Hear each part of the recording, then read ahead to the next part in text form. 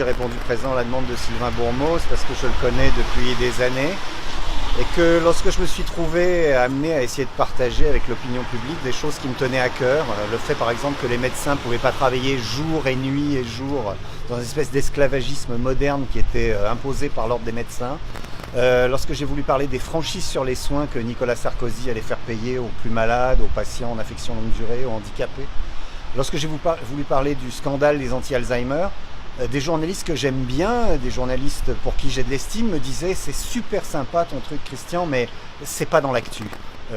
C'est pas le moment, c'est jamais le moment. Et bizarrement, il y avait quelqu'un qui sortait de cette question du moment, du format, c'était Sylvain Bourmeau. Et c'est pour ça que lorsqu'il a été d'une aventure, j'ai voulu être avec lui. Ce qui m'intéresse avec AOC, c'est que Christine Lagarde disait de manière ironique la France est un pays qui pense, avec une connotation assez négative. J'aimerais bien qu'elle pense.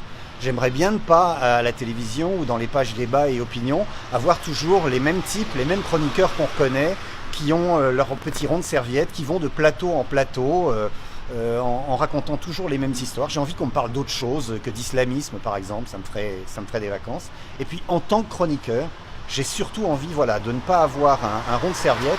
J'ai envie, si j'ai rien à dire, de pouvoir avoir la liberté de fermer ma gueule.